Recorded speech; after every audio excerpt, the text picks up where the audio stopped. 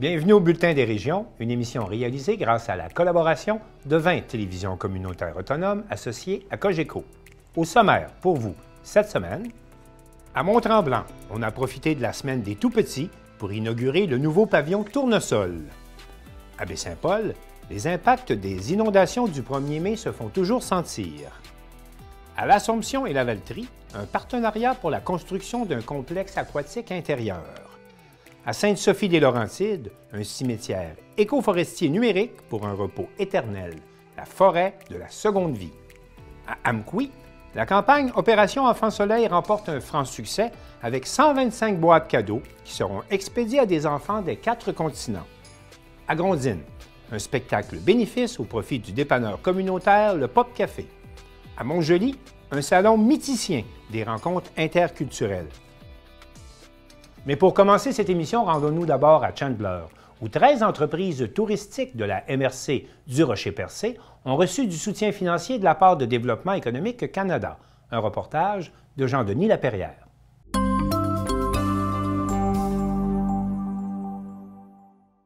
Le 16 novembre dernier, Diane Leboutillier, ministre des Pêches, des Océans et de la Garde côtière canadienne, au nom de Soraya Martinez-Ferrada, ministre du Tourisme et ministre responsable de Développement économique Canada, a annoncé une contribution financière de 1 065 486 $ pour 13 entreprises du secteur touristique qui visent à bonifier l'offre touristique de la Gaspésie.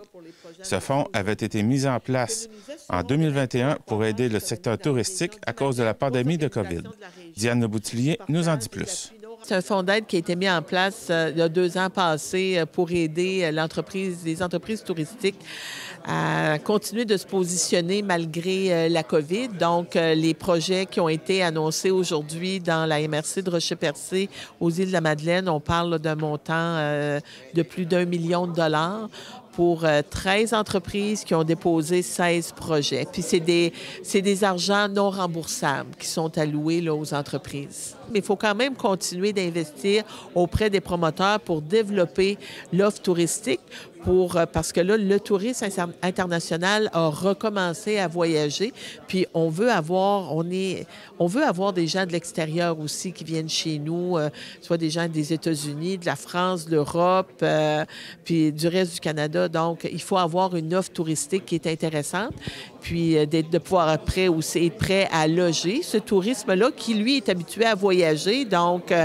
fait qu'au niveau de l'hôtellerie, bien, ça permet des rénovations de chambres, ça permet d'aménager, d'aider des restaurants, ça permet d'avoir des nouvelles offres dans le circuit là, touristique de la Gaspésie et des îles de la Madeleine.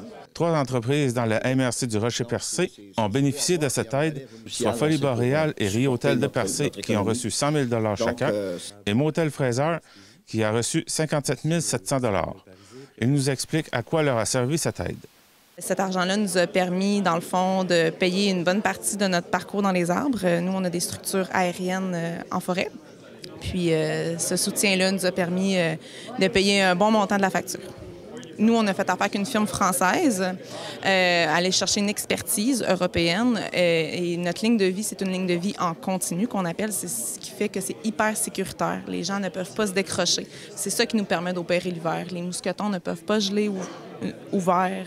Il n'y a pas de manipulation de mousquetons. Les doigts ne gèlent pas. Si on n'aurait pas eu les sous de DEC, on aurait eu beaucoup de difficultés à aller chercher du financement là, pour opérer. Là. Qui nous a permis d'améliorer 40 unités d'hébergement à Percé et 20 unités d'hébergement à Bonaventure. Amélioration du produit, offre touristique. Donc c'est ça qui nous a vraiment aidé à justement avoir une classification un peu meilleure au niveau de la clientèle touristique extérieure, européenne et québécoise et canadienne évidemment. On parle des chambres, on parle de l'insonorisation, on parle du Wi-Fi qui est important maintenant, qui est vraiment une importance majeure au niveau de la clientèle mondiale. On a été en mesure de venir insonoriser nos chambres un petit peu plus. On a été capable vraiment de venir renouveler les chambres en les mettant plus au goût du jour, mais avec des matériaux durables. Ça, c'était extrêmement important pour nous. et aussi en tentant de venir insonoriser. Alors, c'était vraiment des travaux pour venir améliorer la qualité des chambres pour que nos clients puissent avoir un meilleur séjour parmi nous. Tu as parlé de matériaux durables. C'est quoi, par exemple? Par exemple, on a mis des tissus sur les murs, alors des spica. Alors, c'est des matières insonorisantes, mais en plus qui sont fabriquées au Québec et qui sont des matériaux recyclés et recyclables. Pour Samuel Parisé, préfet de la MRC du Rocher-Percé, ces aides financières permettent à des projets d'apporter des offres complémentaires. Oui, effectivement. Donc, on sait que le secteur touristique, c'est un secteur quand même assez majeur pour notre MRC. Donc, vraiment d'avoir des aides financières quand même de 1,3 million qui sont données à certains promoteurs de notre MRC, voire de toute la Gaspésie. Donc, c'est vraiment des beaux projets qui viennent développer l'ensemble du secteur, qui viennent faire des offres complémentaires avec ce qu'on a déjà comme appel touristique. On parle du Parc national de l'Île-de-l'Aventure et du Rocher-Percé. On parle du Géoparc mondial UNESCO de Percé aussi. Donc, c'est vraiment des choses qui deviennent plus complémentaires, qui font un offre de service, puis qui nous permettent de pouvoir accueillir de façon plus convenable notre touriste. Et ces aides doivent continuer pour soutenir les régions de façon à ce qu'elles soient compétitives avec les grands centres, comme le souligne Nadia Minassian. C'est des aides qui doivent demeurer dans un monde idéal parce que pour nous, dans les régions, je dirais pas juste en Gaspésie, mais dans les régions du Québec, on a toujours le défi additionnel du transport. Ça fait en sorte que les coûts peuvent monter très rapidement. Et à cause de ça, ces petites aides-là viennent nous donner un coup de pouce pour nous apporter à un niveau où on peut être compétitif aussi avec les grands centres urbains. Alors, sans ces aides-là, c'est que des rénovations, remettre au goût du jour et tout ça, ça devient tellement lourd financièrement que des fois, ça peut mettre des projets en péril. Alors, ça nous donne vraiment un coup de pouce additionnel. Selon Diane Leboutillier, on peut voir l'intérêt du programme avec le nombre de projets aidés et les emplois qui ont été créés. Dans les 2 dernières années, on a aidé 44 entreprises en Gaspésie et aux îles et ça a permis de développer 77 emplois. Donc, on voit à quel point nos intervenants dans le milieu puis nos promoteurs, à quel point ils ont à cœur le développement de la région et nous, on va continuer d'être sur place pour les supporter. C'était Jean-Denis Laparrière à Chandler.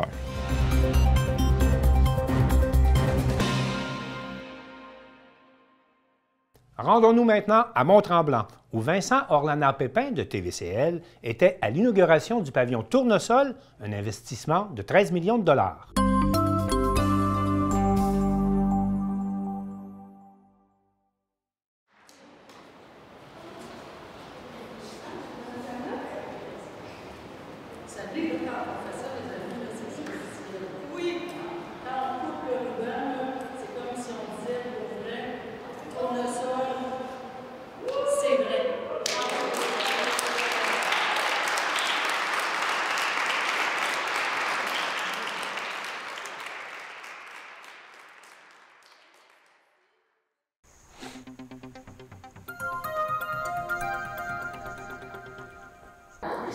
Madame Janotte, on vient de sortir de la grande semaine des tout-petits et de célébrer la journée mondiale de l'enfance. Le thème était « Ce qui me fait sentir en sécurité ».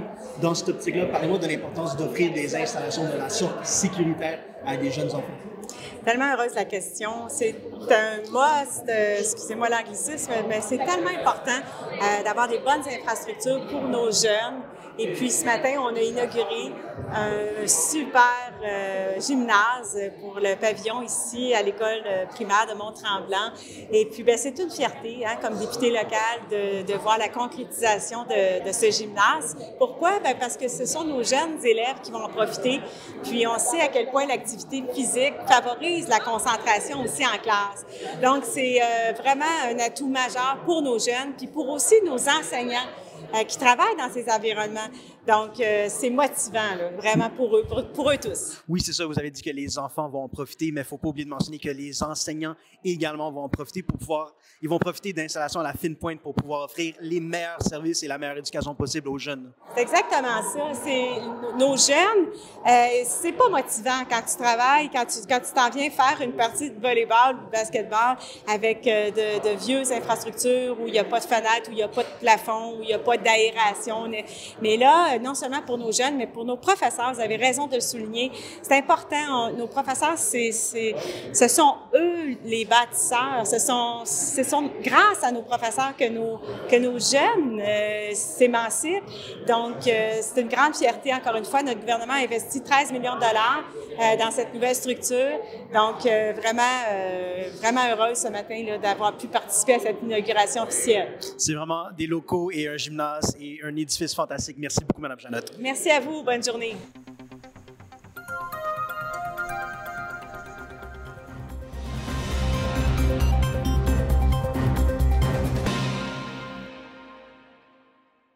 Je rejoins maintenant Lydia Duchesne de TVCO pour faire le tour des actualités dans sa région. Lydia Duchesne, bonjour. Bonjour Martin. Lydia, pouvez-vous tout d'abord nous présenter le territoire de TVCO et votre télévision, s'il vous plaît? Oui, donc TVCO pour Télévision communautaire de Charlevoix-Ouest. Comme son nom l'indique, on dessert la portion ouest de Charlevoix, oui, c'est-à-dire les municipalités de Petite-Rivière-Saint-François, Baie-Saint-Paul, Saint-Hilarion, Saint-Urbain, les Éboulements et l'île aux Coudres. Et vous rejoignez donc un bassin de population. Quel est le bassin de la population? Environ 14 000 téléspectateurs. Et de quoi vivent les gens dans votre Charlevoix-Ouest? Eh bien, évidemment, le tourisme, on oui, le sait, c'est une activité économique importante ici, et l'agroalimentaire aussi, là, qui sont pas mal les deux principaux secteurs d'activité. Parlons maintenant un peu des actualités. Vous avez été sur le devant de la scène, Baie-Saint-Paul, avec les inondations du 1er mai. Est-ce que vous pouvez me faire un suivi là-dessus? Il y a plusieurs sinistrés qui n'ont toujours pas rejoint leur domicile. Okay. Donc, c'est loin d'être réglé là, pour plusieurs personnes, même pour la ville de Baie-Saint-Paul. On attend toujours certaines aides financières. Là. Il y a un 2 millions qui vient d'être donné du côté du gouvernement provincial pour une route oui, au Saint-Placide, qui était toujours fermée. Donc là, les travaux sont entamés. Même chose du côté des travaux pour solidifier les murets près de la rivière du Gouffre dans la Ça, ce sont les murets qui s'étaient effondrés durant les inondations. Il y a le muret qui s'est effondré, mais il y a aussi une prévention là, qui se fait de l'autre côté de la rivière là, pour des murets qui sont assez vieux, qui n'avaient pas encore été là, mis à niveau depuis quelques années. Maintenant, Lydia Duchesne, sur les inondations, là, on a vu des images, beaucoup de débris dans la rivière. Est-ce que ça va passer l'hiver, là? On a entendu dire que la Ville allait mandater une firme, un organisme là, pour faire le ménage de ce qui reste. Jusqu'à maintenant, c'était vraiment les propriétaires riverains qui étaient responsables de ramasser les débris, mais il y a des quantités importantes, des gros débris, ça prend de la machinerie, donc ça va être fait plus tard, j'ai l'impression, probablement peut-être plus au printemps. Et la principale rue qui a été inondée, là, il y a des travaux quand même qui sont là, les maisons, donc il y a des gens qui sont en train de replacer leurs maisons après les inondations. Oui, donc la rue Saint-Joseph, qui est la plus touchée à Baie-Saint-Paul. Présentement, la Ville fait un gros travail là, pour redéfinir le plan d'aménagement en urbanisme, mais les maisons qui ont pu être sauvées, parce que c'est aussi un quartier patrimonial, de valeur très élevée, donc les maisons qui ont pu être sauvées, il y en a certaines qu'on voit encore présentement qui sont surélevées, on a fait de nouvelles fondations et il y a tout un respect là, également de la préservation du patrimoine qui est à prendre en considération dans ce dossier-là. Donc, on n'en a pas fini avec l'histoire des inondations à Baie-Saint-Paul. Malheureusement, non. Parlons maintenant des initiatives qui sont en cours. Il y a beaucoup de consultations là, actuellement à Baie-Saint-Paul et dans la région. Et je pense que c'est votre municipalité régionale de comté là, qui va de l'avant. La MRC consulte beaucoup là, ces temps-ci. Oui, la MRC de Charlevoix qui est très active au niveau des consultations citoyennes. On en a eu une qui est terminée, donc qui est en étude présentement, qui était par rapport à l'utilisation des forêts privées suite à plusieurs gros projets, souvent touristiques, justement, qui venaient s'implanter. On avait entendu parler du Géolagon, là. Ben oui, justement. Entre autres, qui voulait quelque chose d'assez sorti de nulle part, un Exactement. peu. Là, donc, la MRC, en réaction à ça, a voté un règlement de contrôle intérimaire, donc pour geler les projets là, dans ces zones-là pendant une certaine période et se repositionner sur quel est le développement dans la région, surtout en arrière-pays, où il n'y avait pas vraiment de réglementation, beaucoup de zones grises. Donc, les citoyens ont été convoqués à des séances de discussion, des ateliers dans toutes les municipalités de la MRC. Mais il n'y a pas que le thème du tourisme, là, quand même, qui devient le sujet de consultation chez vous. Non, là, présentement, il y a une autre consultation qui se fait cette fois-ci en ligne, qui est pour les cœurs villageois. Donc, on veut améliorer les cœurs villageois. Baie-Saint-Paul, ici, on est très choyé. Là, on a un très beau cœur villageois. Il y a d'autres municipalités qui ont besoin d'un peu plus d'amour, on peut dire ça comme ça, et de service aussi. L'idée, c'est d'améliorer la qualité de vie et la rétention des nouveaux arrivants. Lydia Duchesne, chez vous comme ailleurs, là, on se mobilise pour mieux accueillir les nouveaux arrivants. Oui, Charlevoix a reçu plusieurs nouveaux arrivants là, issus de l'immigration, notamment pour combler un manque de main-d'œuvre important, comme partout au Québec. Dans l'hôtellerie, entre autres? L'hôtellerie, la restauration, mais on se rappelle aussi que le CIUS a accueilli une quarantaine d'infirmiers et infirmières l'an passé. Donc, il y a un gros bassin. Beaucoup de nouveaux arrivants dans votre région. Exactement, une belle multiethnicité aussi. Donc, la MRC, dans cet effort-là, a créé cette année la première édition du Forum régional de l'immigration en Charlevoix, qui avait comme objectif de rassembler non seulement les nouveaux arrivants, mais aussi la communauté native d'ici ou déjà bien en place, là, les faire se rencontrer, de même qu'avec les entreprises et les organismes culturels qui sont présents sur le territoire. Donc, il y avait beaucoup d'organismes à cette rencontre. Oui, plusieurs ateliers, des conférences, même des spectacles également. Donc, une belle réussite pour cette première édition. Maintenant, vous l'avez dit tout à l'heure, l'industrie touristique était très importante dans la région de Charlevoix. Est-ce qu'on peut dire que le début de la saison hivernale, c'est le début de la saison hivernale? Est-ce qu'on peut le dire officiellement? Parce que vous avez eu de la neige quand même dans Charlevoix. Là. On est chanceux cette année. La période morte là, du mois de novembre aura été assez courte finalement. La neige qui est au rendez-vous. Donc, les stations de ski, on parle du massif de Petite-Rivière et du Mont-Grand-Fond à la Malbaie, qui ouvrent le 6 décembre. Les pistes de ski de fond sont déjà prêtes aussi au Sentier des Vallons. Et tout le reste, là, on parle des CEPAC, donc les deux... nos parcs nationaux. Les parcs nationaux là, qui réouvrent, qui reprennent leurs activités hivernales là, dès le 1er décembre. Mais il n'y a pas que ça, il y a aussi les fêtes de Noël qui approchent à Baie-Saint-Paul. Oui, et à Baie-Saint-Paul, on a un grand marché de Noël qui débute aussi le 1er décembre. Donc, ça commence à bouger, là. Grand marché de Noël pendant une semaine, 10 jours plus exactement, et qui est aussi jumelé à une autre activité qui est Illumine Baie-Saint-Paul, une espèce de petit festival d'art numérique là, qui en est à sa 2e édition cette année. Parce que les arts sont toujours présents quand on parle de Baie-Saint-Paul. Bien sûr, et ça évolue aussi. Lydia Duchesne, merci d'avoir fait le tour de la situation dans votre région avec nous. C'est un plaisir.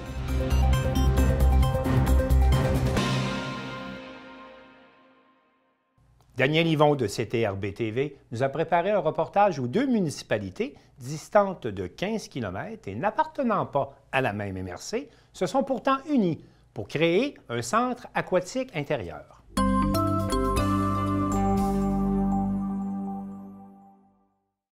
Un projet d'envergure est lancé par 2 municipalités. En effet, le lundi 20 novembre dernier, dans le cadre d'une séance extraordinaire organisée simultanément par les villes de l'Assomption et de la Valtrie, les 2 municipalités ont officialisé leur partenariat dans le but de réaliser un projet d'envergure commun, soit un complexe aquatique intérieur. La particularité de ce projet, c'est que les 2 municipalités ne sont pas dans le même comté, ne sont même pas dans la même MRC et sont environ à 15 à 20 minutes de distance de l'une de l'autre. Ainsi, pour bien amener ce projet, les villes de l'Assomption et la Valtrie ont annoncé leur union à travers un appel d'intérêt commun dans le but de recevoir des propositions et de conclure une entente qui viserait à bénéficier de l'expertise d'un partenaire. À ce dernier serait confiée l'élaboration et la gestion intégrale d'un complexe aquatique. Écoutons le maire Goulet, le maire de la Valtrie. Donc, les villes de l'Assomption et de la Valtrie s'unissent, très important, pour la réalisation d'un projet d'envergure, soit un complexe aquatique intérieur offrant une programmation d'activités variées pour les résidents des 2 municipalités. Pour mener à bien ce projet, on annonce notre union à travers un appel d'intérêt commun dans le but de recevoir des propositions et de conclure une entente qui vise à bénéficier de l'expertise de partenaires. Et ce dernier se verra confier l'élaboration et la gestion intégrale du complexe aquatique. L'objectif de cette invitation, c'est d'obtenir des propositions des plus complètes et avantageuses, évidemment, pour les deux municipalités, dans l'optique d'en arriver à un protocole ou un partenariat définitif pour la construction puis la gestion d'un complexe aquatique. Nos deux villes souhaitent donc que la construction et l'exploitation du centre aquatique soient prises en charge par un organisme privé sélectionné par appel d'intérêt sur la base, évidemment, d'une cession amphidiotique et d'un contrat de service entre les deux villes. Pour ce qui s'agit du partage des coûts, le partage des coûts entre les deux municipalités sera déterminé, évidemment, sur la base du poids de leur population. Les appels d'intérêt vont être lancés sous peu, mais déjà, on sent une grogne du côté de Lavaltrie, comme on peut le constater par la page Facebook de la municipalité de Lavaltrie. Donc, la majorité des gens sont contre ce projet et ce qui a amené la ville de Lavaltrie à faire une mise au point à ce sujet.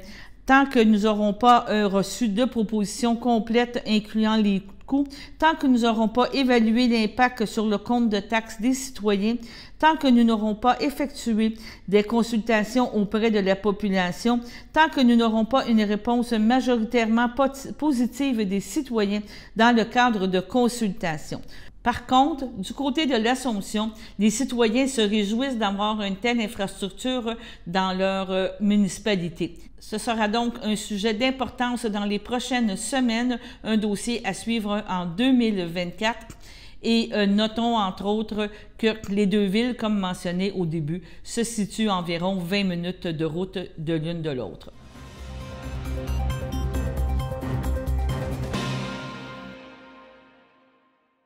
Danny Bérubé de CTB-TV s'est rendu plus tôt cet automne à l'inauguration de la forêt de la Seconde Vie, qui est un cimetière éco-forestier numérique à Sainte-Sophie-des-Laurentides.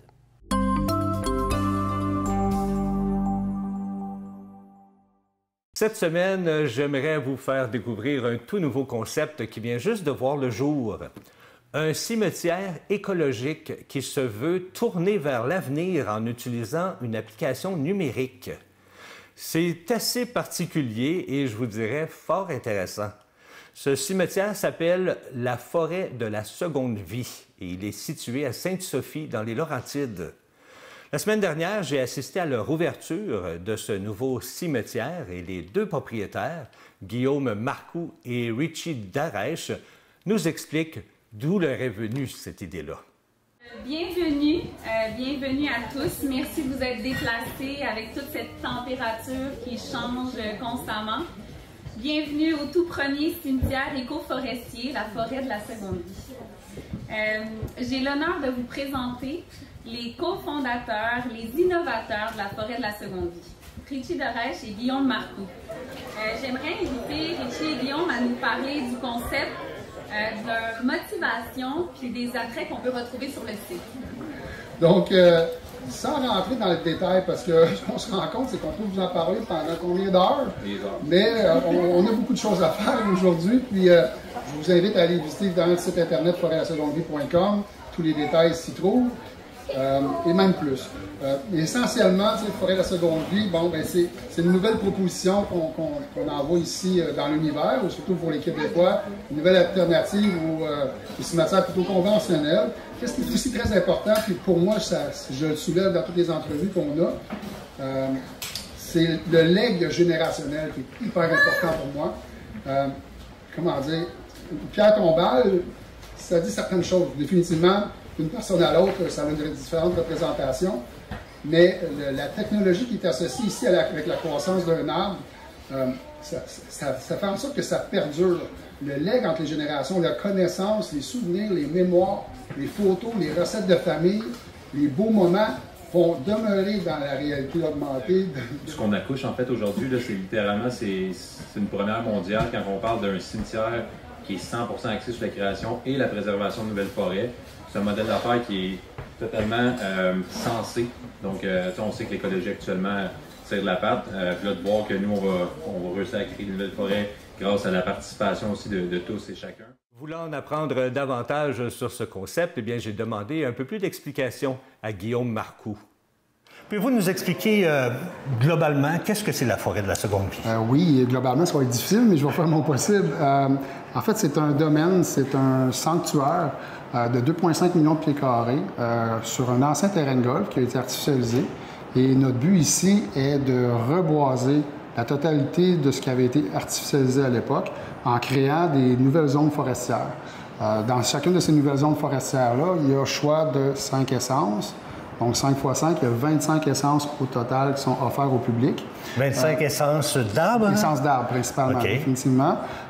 Puis notre but aussi, c'est de créer justement ces nouvelles forêts-là en offrant le service de devenir un arbre, tout simplement, et d'avoir des possibilités d'innovation autour de l'arbre. Donc, en créant ces nouvelles zones-là, on s'inscrit justement dans la création de nouvelles biodiversités, de nouveaux écosystèmes aussi. Donc, ça touche plusieurs volets. On vient aussi offrir des espaces commémoratifs naturels. Essentiellement, c'est ça. Il y a aussi, il y a 2 types de produits, de grandes catégories de produits. C'est vous pouvez acheter un arbre de votre vivant, donc un espace de vie de votre vivant, et dès maintenant, commencer à contribuer à votre empreinte écologique sur Terre, voir croître cet arbre-là, dans éventuellement la possibilité d'avoir des illuminations qui seront au pied de cet arbre-là aussi.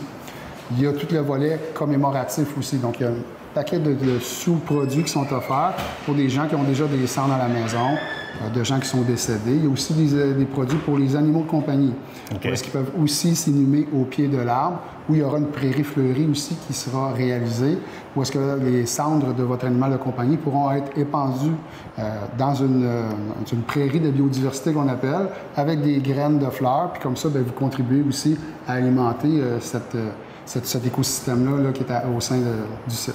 Mais d'où vous est venue l'idée, vous et votre collègue, de démarrer un projet d'envergure comme ça? Oui, l'idée nous est venue... Bon, on a fait l'acquisition du terrain de golf en 2019. On a fait un peu de développement immobilier autour de tout ça, mais essentiellement, comme gens en immobilier, on cherchait à faire une différence. On cherchait à offrir aux gens une alternative des cimetières conventionnels qu'on connaît. Là, vous êtes les premiers à faire ça. Est-ce que c'est les premiers ici au Québec ou les premiers au Canada? On peut aller plus loin. On peut aller même plus loin? On peut aller plus loin. Ça fait 3 ans qu'on travaille sur le projet. On a fait des recherches, toutes les recherches qu'on a pu possibles, imaginables, mais il n'y a rien qui se rapproche à ce qu'on offre ici aujourd'hui, qui est la forêt de la seconde vie. Alors, on invite les gens, évidemment, à aller voir notre site web, forêtdelasegondevie.com, tous les réseaux sociaux. Il y a beaucoup d'informations qui s'y trouvent, mais surtout, venez nous voir. Une visite vaut 1000 mots. Les gens, le commentaire qui revient souvent, c'est « Wow, merci de nous offrir l'opportunité de devenir ce qu'on souhaitait devenir après notre vie dans la mort. » Parlez-moi, parce qu'ici, vous avez différents forfaits que vous offrez. Oui. Alors, parlez-moi de ces différents forfaits-là. Ah, des options. Les options. C'est bien dit. Différentes options. Quelles sortes d'options qu'on a ici? Oui, bien, sans trop rentrer dans le détail, parce que moi, je pourrais vous en parler pendant longtemps, mais c'est ça, c'est qu'il y a comme deux possibilités qui sont offertes ici en option. Donc, c'est soit commémoratif, donc, excusez-moi, c'est quelqu'un qui est décédé, ou c'est quelqu'un de sa vie, l'arbre de vie, qui veut tout de suite contribuer, puis créer un sentiment d'appartenance avec l'endroit. Tu sais, c'est notre destination finale. Effectivement. Puis, en cimetière conventionnel, bien, on y va, mais on n'a pas de lien d'attachement. Mais nous, au contraire, ici, avec l'arbre de vie, l'espace de vie, c'est que tu l'achètes de ton vivant. Tu viens en profiter de ton vivant. Tu lègues cette croissance-là, puis même ça vient en... C'est un élément quand même assez fort, c'est que nous, on va tourner une vidéo commémorative. OK. C'est quand vous allez acheter votre arbre, planter, enraciner votre arbre. Puis notre slogan, c'est « Enracinons-nous ». C'est que vous allez tourner une vidéo faite par des professionnels ici, puis vous allez léguer le dernier message à vos proches. Puis au moment de votre mort, le système, nous, on va libérer la vidéo aux membres de votre famille qui vont vous entendre X nombre d'années en arrière, vous-même vous laissez dans les derniers messages à vos proches. Vous parlez aussi que vous êtes avant-gardiste parce que vous rentrez dans l'ère numérique avec ce cimetière-là. Expliquez-nous un petit peu c'est quoi le concept de l'ère numérique. Oui, l'ère numérique, en fait, aussi, c'est pour être écologique. Parce que, comme je l'ai dit tantôt, vu que la forêt n'a aucune identification, n'a aucune plaque, aucun code QR, donc nous, on a voulu vraiment limiter les types de produits qui étaient utilisés. Donc, essentiellement, excusez-moi, la forêt, ça va être une forêt. À terme, si vous allez vous promener dans une forêt comme vous vous promenez derrière chez vous, dans un parc quelconque. Donc, pour ne pas avoir à consommer des produits, le transport, etc., on a opté pour le volet technologique. Maintenant, le volet technologique, c'est une application qui vous permet de localiser l'arbre de l'être cher, qui va en fait vous diriger vers cet arbre-là. Et dans un rayon d'environ 4 mètres autour de l'arbre, ça vous dit « Ah, l'arbre de votre défunt est présent ». Vous cliquez dessus et là, vous tombez en réalité augmentée. Il y a un coffre qui apparaît au pied de l'arbre. Vous cliquez sur le coffre et il y a une arborescence de photos, de vidéos, de questionnaires biographiques sur qui était la personne, ses aspirations, ses défis, ses échecs, ses mémos qu'il voudrait laisser aux générations futures.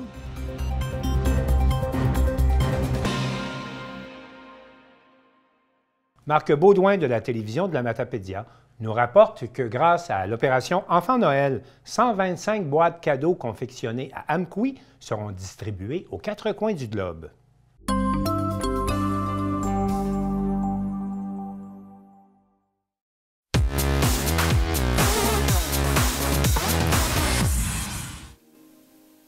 La campagne Opération Enfant Noël est maintenant terminée. Je suis au Centre chrétien d'Amqui pour venir rencontrer Denis Lavallée-Pasteur et Laurence Pelletier, qui est la responsable de la Bourse du Bon Samaritain, pour faire le bilan de cette campagne. Bonjour. Denis Lavallée, Laurence Pelletier, bonjour. Bonjour. Bonjour, bonjour.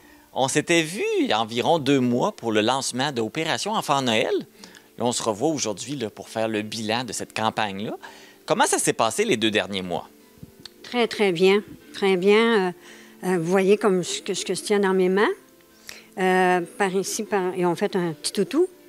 Et on leur a mis même un petit mot avec leur toutou pour leur dire qu'il avait été fabriqué avec amour par les sœurs ici. Et même de leur amour, la population, je les avais apportés et ont trouvé ça, l'idée très géniale. Et l'année prochaine, j'ai même une dame qui est venue vers moi, puis que ça lui a donné l'idée de nous en confectionner. Ça fait qu'il y a déjà des projets dans l'avenir. Mais ça, ces petits oursons-là que tu nous montres ont été mis dans les boîtes qui vont être distribuées dans chacune des boîtes? Oui, dans chacune des boîtes. Fait que là, ça a pris des gens pour les faire, là, cette belle grande quantité d'oursons-là? Oui, on a fait ça. On se réunissait une fois par 15 jours, puis on faisait ça ensemble, dans la joie, dans la bonne humeur, avec les dons qu'on avait. Il y en a qui, moi, personnellement, le coup d'un bouton, c'est quasiment difficile, mais on a participé. Et puis, on s'était parlé aussi de l'objectif qu'on voulait atteindre cette année. Je vois la pile de boîtes derrière qui est immense. Elle est beaucoup plus grosse que celle de l'année dernière. Est-ce qu'on a atteint notre objectif? Oui, on l'a atteint. C'était notre 125 boîtes. Là, j'en ai 123 présentement ici, mais il y en a encore en circulation. OK, fait qu'il y en a d'autres qui pourraient se rajouter ou qui seraient prêtes pour l'année prochaine. Oui, c'est en plein ça. C'est quand même bon parce que l'année passée, on a fait combien? Une centaine. Fait qu'on a encore augmenté le nombre de personnes qui donnent. Vous avez souvent des belles histoires avec les boîtes cadeaux. Est-ce que vous avez eu un don ou avez-vous une situation qui vous a marqué cette année? Bien, les dons qui ont été faits ici, là, dans la région, c'est exceptionnel parce que le travail que Laurence a fait en public pour aller solliciter les gens, la réponse a été numéro 1. C'était fantastique. Laurence était toute excitée. Moi, de voir Laurence qui s'épanouit dans ça, bien, c'est ma joie, c'est ma récompense un peu. Puis de voir des femmes là, qui placotent, qui regardent ça pour confectionner des bébés toutou boubou qu'on avait appelés cette année, ça remplit mon cœur de la joie. Pourquoi? Parce que le travail qui est fait ici, Marc, est envoyé en mission. Et le Centre chrétien d'Amqui a cette vision de la mission outre-mer où il y a des besoins urgents, des enfants qui, cette année, vont recevoir un cadeau pour ce que ça vaut, un cadeau. Mais pour l'enfant, là, c'est tout l'or qui reçoit ça. Pourquoi? Parce que Noël, pour lui, ça ne sera pas seulement une boîte, mais il va recevoir aussi la signification de cette boîte-là, que Noël va être le plus beau message qu'il aura entendu de la bonne nouvelle de la naissance de Jésus qui est venu dans ce monde. Et ceux qui se donnent à l'écoute de ce message-là deviennent avec un cœur rempli d'espérance. Et ça, là, Marc, c'est notre joie à nous de pouvoir donner. Oui, parce qu'il faut quand même mentionner que les gens qui s'impliquent, c'est du bénévolat. Donc, le temps qu'ils donnent, c'est pour faire plaisir aux autres. Fait que c'est un beau don de soi, ce que les gens font. Absolument. Oui. Absolument. Écoute, c'est de voir comment est-ce que il y a de la mobilisation, puis de voir que, écoute, de A à Z, chaque boîte, Laurence a regardé les boîtes. Il faut qu'elle regarde tout ce qu'il y a dans la boîte et tout ce qui... Est-ce que c'est conforme, non conforme? Et il y a beaucoup d'heures de plaisir qui a été fait de par Laurence là-dessus. Est-ce qu'on peut rappeler quand est-ce que les boîtes vont partir et où est-ce qu'elles vont aller? Oui, c'est demain matin que je vais porter ça à Rimouski. Puis c'est l'Église de Rimouski qui nous supporte pour le transport. C'est eux autres qui vont aller les apporter à Québec. Okay. Fait que ça nous permet d'avoir de l'aide. Et en passant, je voudrais remercier la population d'Amqui. Encore une fois, parce qu'on a eu beaucoup de reconnaissance cette année par la population. On a eu beaucoup d'appui, beaucoup de bons petits moments ensemble. Je trouve que la population d'Amqui, c'est une ville, pas rien qu'on s'amuse, mais c'est une ville aussi qui sont généreux. Et ça nous touche énormément, qu'on est accepté dans notre région. Et on voit aussi le plaisir qu'ils ont à donner. Et moi, ça touche vraiment mon cœur. C'est un très beau message. Et là, ça va partir de Québec et ça va aller dans plusieurs pays, n'est-ce pas? Oui, ça s'en va premièrement là, à Calgary. Eux autres, ils font encore la même chose que nous autres. Ils vérifient toutes les boîtes et ça s'en va après ça dans les pays, dans l'Amérique centrale, plus l'Ukraine aussi, la Philippine, tous les endroits où vraiment c'est démuni et les enfants en ont besoin. Il y a vraiment des besoins.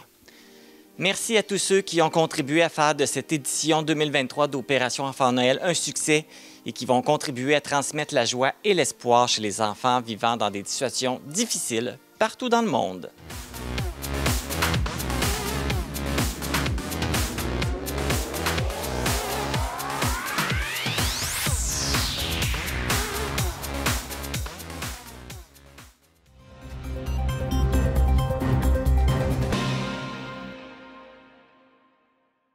La ville de Grondines n'a qu'un seul dépanneur et il opère grâce au travail des bénévoles.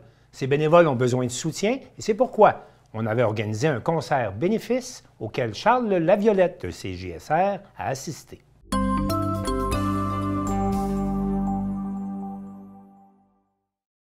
Le 1er novembre 2019, on a été inondés, comme je vous ai dit, à Austin.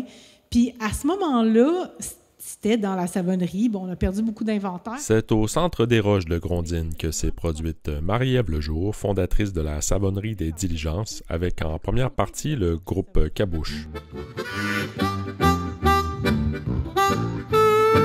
Plus d'une cinquantaine de personnes ont assisté à la soirée dont l'objectif était d'amasser des fonds au profit de la coop et de son principal projet, le dépanneur Pop Café.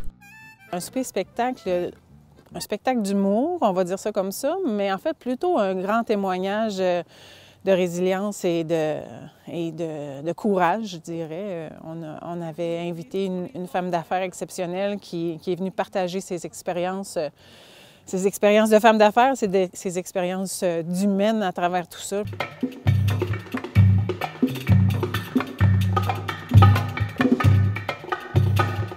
On a eu une première partie qui était super dynamique et qui a bien réchauffé la salle, qui était un groupe local qui s'appelle Cabouche. Hier soir, il y était deux, Nicolas Salignan et Sylvain Rodrigue. Par manque de bénévoles, le projet du Pop Café vivote. C'est pourquoi on souhaite rapidement voir se concrétiser le projet de dépanneur autonome. C'est un petit dépanneur communautaire, en fait le seul dépanneur du village de Grondines qui survit, qui à l'aide de bénévoles commis uniquement. Pour opérer un dépanneur de manière avec seulement que des bénévoles, c'est un énorme effort. Ça prend des gens. On est ouvert 5 jours, on est ouvert 4 à 5 heures par jour. Pour couvrir toutes ces heures-là au courant de l'année, on a une trentaine de bénévoles là, qui s'impliquent, qui forment des nouveaux bénévoles ou qui font la caisse ou qui font l'inventaire, qui font la comptabilité. C'est tout ça, là, c'est une mini-entreprise. Compter seulement sur le bénévolat, c'est risqué pour un commerce parce que si les gens ne sont pas là parce qu'ils ont d'autres priorités, parce que l'économie a subi des vagues. C'est pour ça qu'on a eu envie et puis qu'on est sur le point de faire fonctionner le POP autonome qu'on appelle, qui est un dépanneur en libre service. Les gens vont pouvoir venir se servir eux-mêmes, payer et repartir. Imminemment, l'ouverture du POP autonome. On teste la machine, on verra ce que ça donne. On a confiance dans le projet. C'est un beau programme.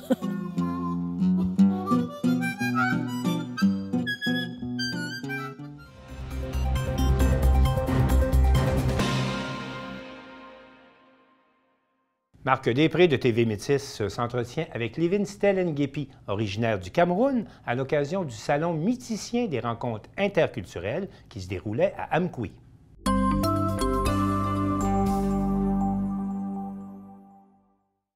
Eh bien, Lévin, vous êtes participante à ce premier Salon mythicien des rencontres interculturelles. Vous parlez du Cameroun, donc vous êtes originaire du Cameroun? Oui, je suis originaire du Cameroun, principalement de l'ouest du Cameroun. Et il faut également noter que le Cameroun est l'un des nombreux pays d'Afrique. Et c'est un pays situé en Afrique centrale, un peu au-dessus de l'équateur.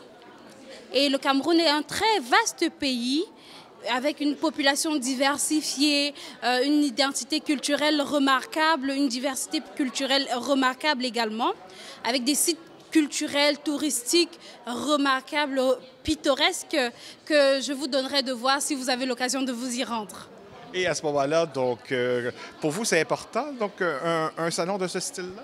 Oui, c'est important parce que ce que j'ai remarqué premièrement quand je suis arrivée au Québec, c'est que toutes les personnes que j'abordais allaient me parler du Cameroun, allaient me dire « Est-ce que tu es d'Afrique ?» Comme si l'Afrique, c'était un pays. Or, l'Afrique, c'est un continent, tout comme l'Amérique, tout comme l'Europe. Et le Cameroun est un pays d'Afrique. Donc, on ne peut pas directement m'identifier à l'Afrique comme si l'Afrique était un pays. L'Afrique est vaste. S'il fallait parler d'Afrique, je pense que tous les encyclopédies du monde seraient déjà remplies à ce jour, oui. Donc, ce serait un salon juste sur ce sujet. Exactement, ce sera un salon juste sur ce sujet. Et dans le salon de ce jour, sur les rencontres interculturelles, culture, ça parle de diversité. Le Cameroun est grand, divers. Et l'Afrique également est vaste. Le monde est vaste. Il n'y a pas que les Camerounais à Montjoli, à ce qu'il paraît. J'ai rencontré des Guinéens, j'ai rencontré des Béninois, j'ai rencontré des Sénégalais également, avec qui on a échangé. J'ai rencontré des Philippiens, des Mexicains aussi. J'ai un peu appris de leur culture, qu'est-ce qu'ils sont venus nous montrer aujourd'hui. Et moi, ce que je suis venue montrer, c'est les richesses culturelles de mon pays, passant par les grandes aires culturelles, parce que nous avons 4 grandes aires culturelles qui nous véhiculent des messages, qui nous véhiculent des manières de vie, des arts vestimentaires divers, des manières de danser, de s'asseoir, et même ça nous apprend l'humilité, même si les Camerounais ne seront jamais humbles. Et bien, c'est ça. Donc, en plus de donner beaucoup d'informations, donc effectivement, côté vestimentaire, vous avez amené quelques vêtements. Vous avez aussi des instruments là, pour faire la cuisine. Oui, j'ai des instruments pour faire la cuisine parce que le blender, il est récent. Le blender ou bien moulinette, il est récent. Autrefois, pour moudre nos arachides, pour moudre nos épices, on utilisait la pierre à écraser. Je ne sais pas si vous pouvez avancer pour qu'on essaie de voir à quoi ressemble la pierre à écraser. On va faire un essai tantôt. Parfait. Et donc, la pierre à écraser, ça s'utilisait par nos mamans, par nos grandes-mères pour moudre les arachides parce qu'il n'y avait pas le blender. Elles vont poser leurs épices sur la pierre par un mouvement de va-et-vient, écraser jusqu'à ce qu'elles obtiennent une pâte avec laquelle elles vont assaisonner leur repas, avec laquelle elles vont faire leur repas. Et ça avait un goût inouï, un goût vraiment particulier dans nos repas parce que ça gardait toute sa saveur, tous les parfums frais du repas étaient conservés. Et je pense que vous avez d'ailleurs été un kiosque très populaire aujourd'hui. Je pense que vous avez réussi à intriguer les gens. Oui, oui. Principalement grâce à nos chutes d'eau. Des chutes d'eau au Cameroun qui, pour la première édition, bien je vais dire la première version, autant pour moi, du film Tarzan, il y a les chutes d'eau des Comcam au Cameroun de près de 80 mètres de haut qui ont servi de site de tournage pour le film Tarzan. Et donc c'est quelque chose qui est rentré dans l'histoire. Jusqu'aujourd'hui, au Cameroun, il y a des personnes d'ailleurs qui vont se déplacer, prendre un billet d'avion direction le Cameroun parce qu'on veut aller voir le site où le film Tarzan a été tourné. Et je pense que vous êtes vraiment fiers du Cameroun, mais pourquoi l'avoir quitté? Non, le fait d'être fier et de quitter mon pays, ce n'est pas pareil. Okay. On découvre de nouveaux horizons. Tout comme certains d'entre vous vont venir au Cameroun découvrir, nous aussi, nous sommes ouverts à la découverte. On veut aller vers vous, apprendre à vous connaître également, apprendre de vos cultures, on apprend des autres pour mieux vivre. C'est en apprenant des autres qu'on parvient à être vraiment épanoui. On accepte l'autre, on accepte ses différences et aussi on apprend à s'exprimer. Et à ce moment-là, est-ce que ça fait longtemps que vous êtes arrivé au Québec? Je suis arrivée au Québec au mois de mars dernier, donc ça va bientôt faire 6 mois. Je suis au Québec depuis quelque temps déjà et donc je touche mon premier hiver actuellement. Oui. Pas trop difficile? Non, pas trop difficile parce que grâce à justement cette organisation qui organise cet événement et beaucoup d'autres, on a eu un atelier de formation sur comment se préparer pour l'hiver. Et durant cet atelier, ils nous ont fait des petits enseignements sur les préparations de l'hiver, les manteaux à mettre, les chaussettes, les gants, les mitaines. Vous appelez les mitaines, mais nous, on les appelle les gants. Fait que je pense que je suis assez parée pour affronter l'hiver. Je suis assez parée. C'est vrai que c'est mental aussi. C'est physique, mais c'est mental aussi. Donc, si je ne suis pas préparée psychologiquement, je pourrais affronter l'hiver physiquement. Et à ce moment-là, donc, vous êtes venu directement dans la Métis? Ou... Oui, je suis venue directement dans la Métis parce que je suis arrivée un 20 mars et le 26, j'étais dans la Métis déjà. Oui. Je suis venue en tant que travailleur temporaire et directement, j'ai rejoint mon poste de travail que j'exerce jusqu'à ce jour. Et vous faites quoi dans la vie? Moi, je suis réceptionniste dans un hôtel à Montjoly. Au Quality Inn and Suite de Montjoly, je suis réceptionniste dans cet hôtel-là. Et est-ce que vous aimez la Métis? Oui, les gens sont accueillants, ils sont ouverts.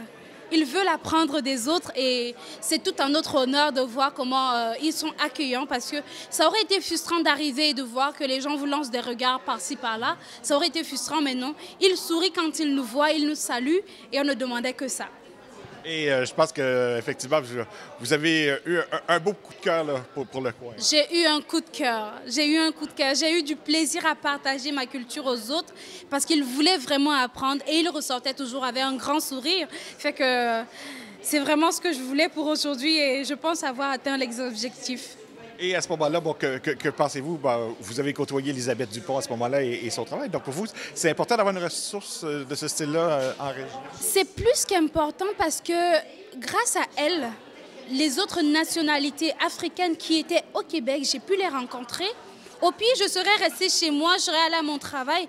J'aurais cru que je suis la seule africaine à Montjoly. Or, nous sommes nombreux à Montjoly. Ça m'a permis de rencontrer les Québécois eux-mêmes, de savoir un peu qui ils sont et de voir que les Québécois veulent apprendre de moi. Donc, le poste qu'Elisabeth occupe, c'est un poste vraiment important dans l'intégration, dans l'intégration des immigrants, parce qu'elle permet ça permet de mettre les gens en relation, qu'ils se parlent, qu'ils voient ce que l'autre a que tu n'as pas, par exemple. Vous savez, les différences font parfois la force. Connaître ce que l'autre a par rapport à ce que l'autre n'a pas, ça permet de donner ce que tu as pour renforcer cela. Donc, ça maintient les liens, ça crée des liens. Et on a plusieurs kiosques aujourd'hui. Je pense que vous-même, vous avez découvert d'autres origines. J'ai découvert plein d'autres origines. J'ai découvert la Côte d'Ivoire, j'ai découvert la Guinée, j'ai découvert le Mexique qui est mon voisin le plus proche. J'ai découvert les Philippines. J'ai mangé chez les Philippiens. J'ai mangé également chez les Tunisiens.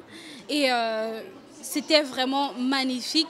j'aurais pas rêvé mieux pour cet événement. Je me disais, ça devait être un tout petit truc où on devait se placer, quelqu'un devait venir lire. Non, mais il y a eu un partage, il y a eu une interaction avec les gens. C'était vraiment... c'était le top, hein? C'était le fun. Et aux autres immigrants, qu'est-ce que vous leur diriez? Bon, on sait qu'Elisabeth, justement, Dupont, met beaucoup de travail, là, essaie de faire au moins une activité par mois. Donc, qu'est-ce que vous leur diriez à ces gens-là? C'est surtout de ne pas rester isolé dans son... Aux autres immigrants, je dirais, rapprochez-vous de la MRC de la Métis. Premièrement, quand vous arrivez, rapprochez-vous de ces organismes-là qui travaillent pour votre intégration parce qu'ils jouent vraiment un rôle important. Ça permet de ne pas être renfermé, ça permet de sortir, de voir du monde. Ça permet de s'intégrer, de vivre dans une société normale. C'est vrai, ce ne sera pas la même société que celle où vous avez vécu avant, mais ce sera une société qui est prête à vous accueillir et ça vaut la peine. J'allais dire, pour terminer, bienvenue chez nous, mais plutôt, j'aurais plutôt tendance à dire bienvenue chez vous. Je suis déjà comme chez moi. Je me prends déjà comme une Montjolienne. Hein. Fait que bienvenue à moi aussi. Je me sens bien, l'intégration se passe très bien. Je ne pouvais pas rêver mieux de voir le sourire sur les lèvres des gens. C'est ce qui me donne la force quand je me réveille tous les matins. Quand je te dis bonjour et que tu me réponds par un sourire, bonjour, ça va? Ça jase? Ça va. Ben, merci beaucoup. Merci à vous également.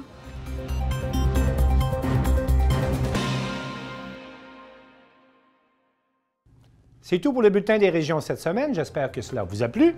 Je remercie toutes les stations de télévision communautaires qui ont participé à la réalisation de cette émission et je vous dis à la prochaine.